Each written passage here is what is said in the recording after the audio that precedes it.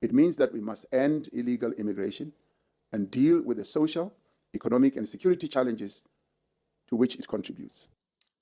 So, how do the South African people actually extract real, tangible value from the gears of this state machine? Public service announcement, this is going to be a long video. So, if you think that you do not have the attention span to handle it, I absolutely want you to challenge yourself to see how long you can last. And I especially want to challenge you to tell everyone who is reading the comments the number one thing that you will be taking full advantage of now that we have a sort of firm commitment on exactly what the government will be dipping into the public purse for. Buckle up, it's gonna be a bumpy one. If we're going to talk about a crackdown or structural change, I don't want to hear vague, lofty phrases about social cohesion or strategic frameworks. Give me the hard numbers, the actual budgets, the specific timelines, and the precise economic pipelines where local entrepreneurs and everyday citizens can plant their flags and build sovereign assets. If the state is forced to spend billions to fix its own historical failures, then that money needs to be intercepted by local hands, local textiles, and local tech startups, not evaporated into the offshore bank accounts of multinational conglomerates or swallowed by another black hole of political corruption. The state has fundamentally abandoned its old soft border approach because the math simply broke. It seems like they have now shifted into an aggressive model of active containment, and apparently, money is finally on the table to prove it. Border Management Authority just locked down an extra 990 million rand baseline boost to scale its operations, running alongside that massive 12.5 billion public-private partnership to completely overhaul 6 major land ports of entry, including Beitbridge and Libombo. So, what does that look like for the citizen on the ground?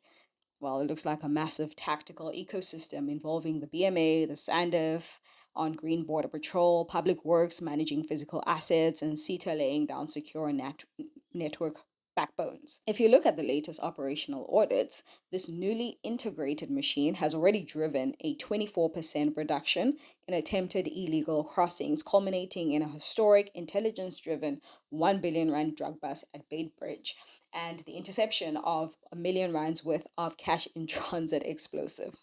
Was someone trying to 9/11 fidelity or something? Literally, what is happening? Anyway, over the past 2 financial years, total deportations under Operation New Broom surged by 46%, climbing from 39 to 57,000 annually, alongside over half a million direct border interceptions.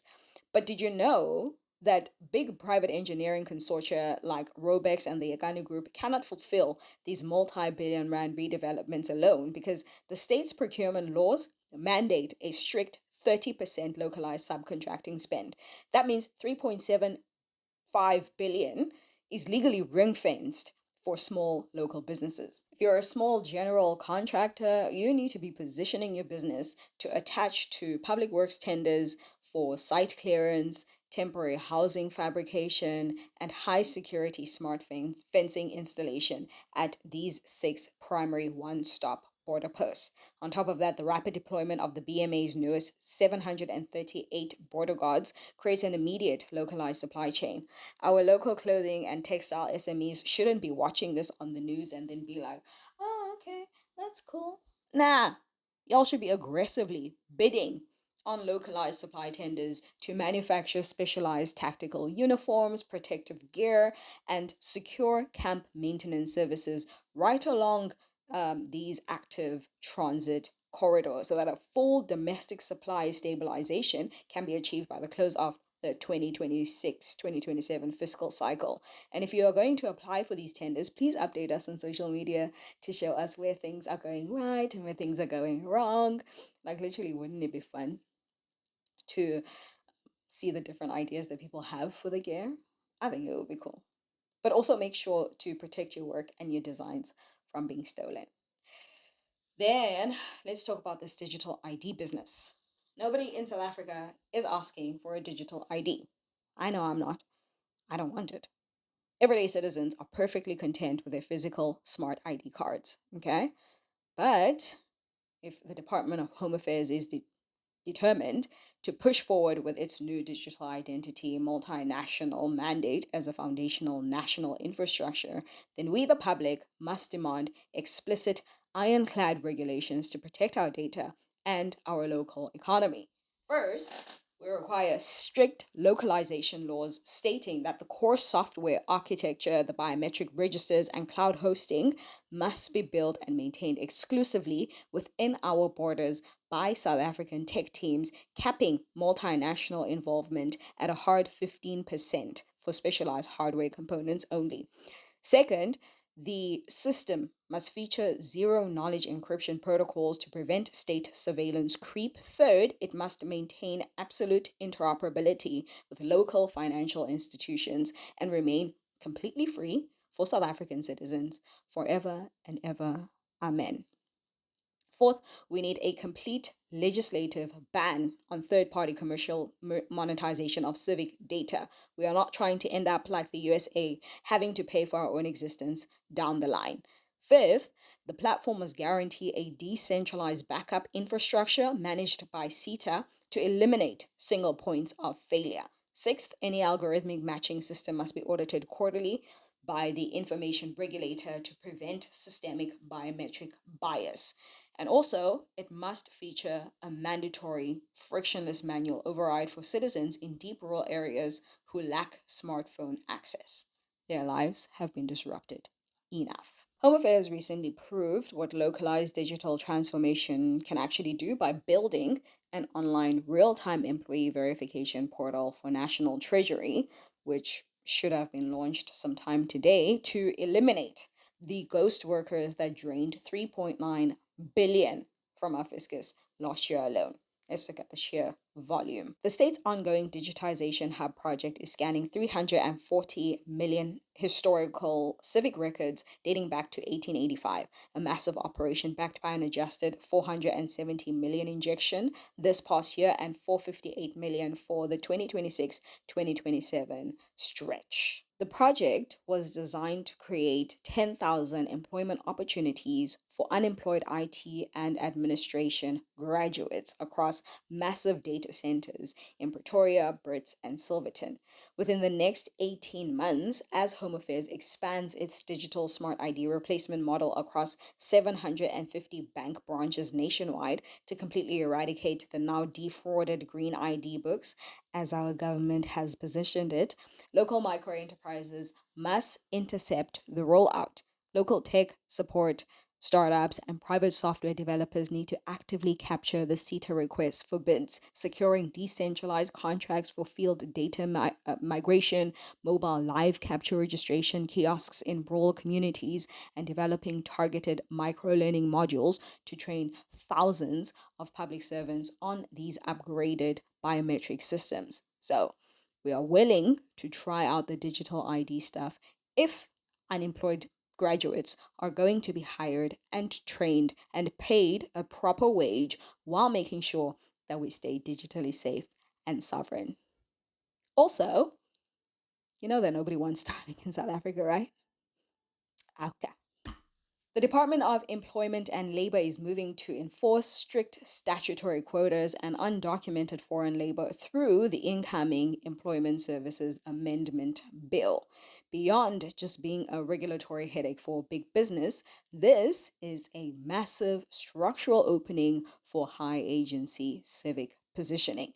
Large corporate entities in the retail, hospitality, and agricultural sectors, the likes of ShopRite, Pick n Pay, and the Bidvest Group, are looking at severe financial penalties if their supply chains fail compliance tests. They are terrified of unannounced state inspections under Operation Siyasebenta. Because of this, small legal firms, independent compliance specialists, and human resource startups can build highly profitable business models by offering independent, sovereign supply chain auditing services. You can step into the private sector as an objective watchdog, verify corporate payrolls and contractor document statuses directly against the upgraded Home Affairs National Population Register, which now reportedly operates at an error rate of well below 1%, and certify the franchises as fully compliant before the state inspectors ever set foot on the property.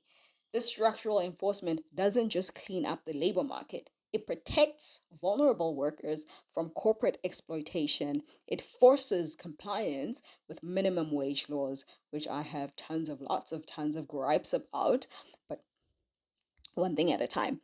And it also injects direct formal economic activity back into the local fiscus by replacing unverified informal labor networks with formalized, fully compliant local SMME suppliers. We can systematically eliminate corporate tax leaks, optimize payroll transparency, and provide an immediate, measurable boost to our domestic GDP through structured, high yield local employment. So, if you think cadres are pocketing the money for themselves while sitting on the boards of these new companies that spring up all over the place, and they get these tenders, show us your bidding journey on social media. And if you suspect anything sinister happening, report it and let the media, independent watchdogs, and TikTok investigators run with it.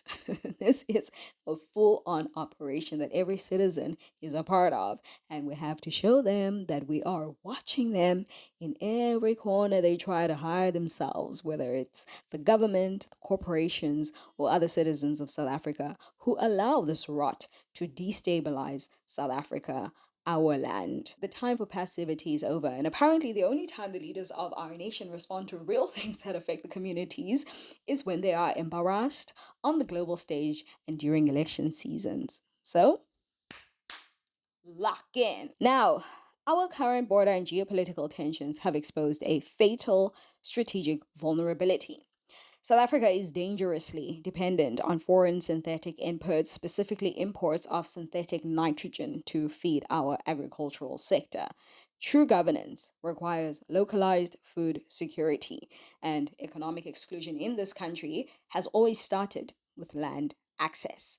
The state intentionally avoids conducting comprehensive, transparent land audits because a real audit threatens powerful vested interests and exposes exactly why land reform keeps failing at the implementation stage. We spend years locked into ideological debates about redistribution while completely ignoring commercial farming realities and avoiding consequences for bureaucratic failure. We need systemic change that links land justice directly to localized high yield production. Under the DTIC's localized industrial master plans, there is direct funding available for enterprises that can replace imported synthetic fertilizers with local alternatives. This is where our entrepreneurs must step in by securing Department of Agriculture, Land Reform, and Rural Development grants and leveraging corporate enterprise development funding. Local communities can establish decentralized, small-scale organic waste processing plants to manufacture high-grade biofertilizers.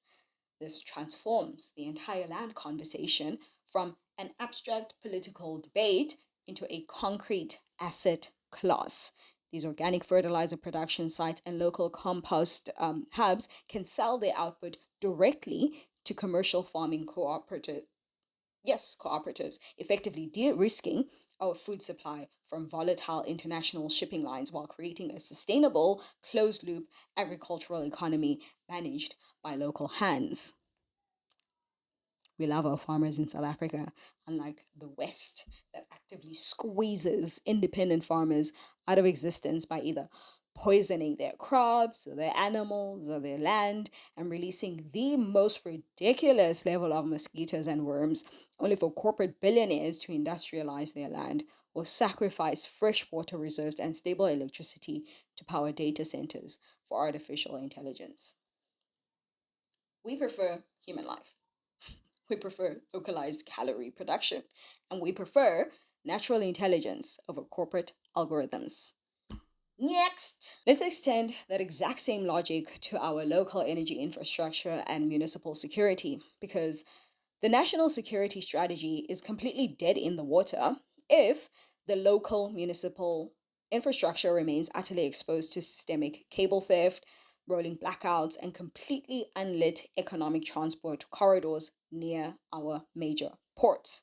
Eskom is battling to stabilize the national grid, and the Special Investigations Unit is permanently swamped trying to untangle rampant tender fraud at the local government level. NERSA is slowly liberalizing energy rules, but our municipalities along the primary freight rules cannot afford to wait for central state systems to heal themselves.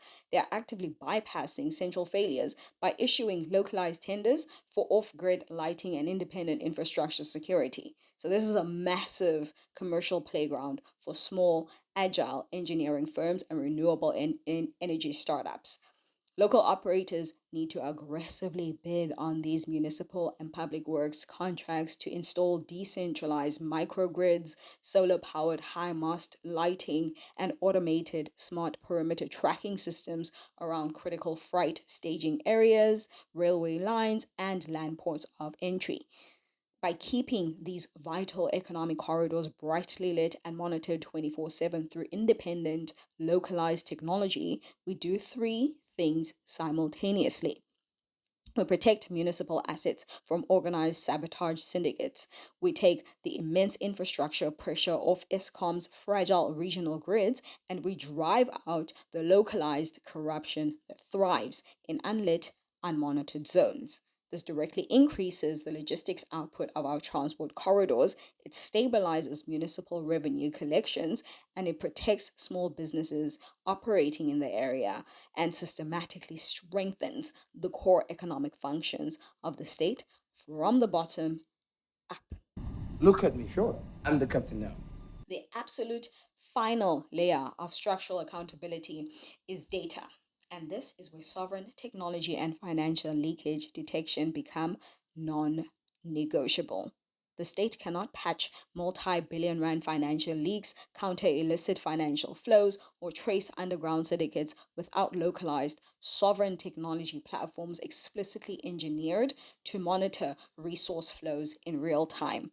The Financial Intelligence Center and the South African Reserve Bank's Financial Surveillance Department are constantly trying to trace anomalous trade data and fraudulent customs declarations, but they lack the localized agile software tools to do it effectively. This is where our incubation hubs and venture capital ecosystem needs to focus their capital. Think about the scale of opportunity for high agency tech entrepreneurs. Specialized niche financial technology startups can secure direct developer contracts through CETA and the FIC by building targeted open source forensic algorithms and automated data analytic tools that instantly cross-reference customs manifests against physical logistics data. Small, elite tech teams can provide high-value tracking services. These tools act as digital gatekeepers, identifying illicit transactions and patching financial leakage before the cargo ever reaches the physical border posts. If local venture capital firms and investment leaders focus less on funding generic consumer apps and shift their capital toward incubating these highly specialized sovereign fintech and cybersecurity assets, they will unlock a massive recession-proof market that turns data processing into a primary weapon for national economic defense. The only question left is whether you're going to sit back and watch the state spend its budget, or if you're going to position your business, assemble your team, and actively secure the bag. I know you thought I was joking about South Africans operating on the same massive global system as professionals in London, New York, or Singapore, but that was not a front. There is money, skill, experience, and digital infrastructure in this country. Why are we sidelining these experts? Allow them this moment to shine. The members of the Government of National Unity can actually rise up to the level of rigorous public administration required to run this machine instead of treating their positions like an opportunity to become corporate celebrities and social media influencers. The country might actually stand a chance. We are completely exhausted by politicians using the state's public purse to run vindictive PR campaigns against each other across timelines, while our infrastructure crumbles and our people remain locked out of the economy. Your salaries are paid by the South African taxpayer, and development funds are meant to build infrastructure, fortify borders, and secure systems that can handle the modern demands of a sovereign nation. If you can actually roll up your sleeves, enforce these localized procurement percentages, protect our data sovereignty, and allow local entrepreneurs to build these critical operational assets without demanding a bribe at the door, then we might just consider keeping your little coalition together in parliament when the next election cycle comes around. But if you fail, if you allow these billions to be swallowed by multinational syndicates and corrupt procurement loops while the ground realities remain unchanged, do not think for a second that the public will bail you out. We will use our collective civil rights and our economic leverage to dismantle your political careers. The days of treating South African governance like a reality TV show or an elite game of musical chairs are officially over. Build the nation, secure the assets, or get out of the way.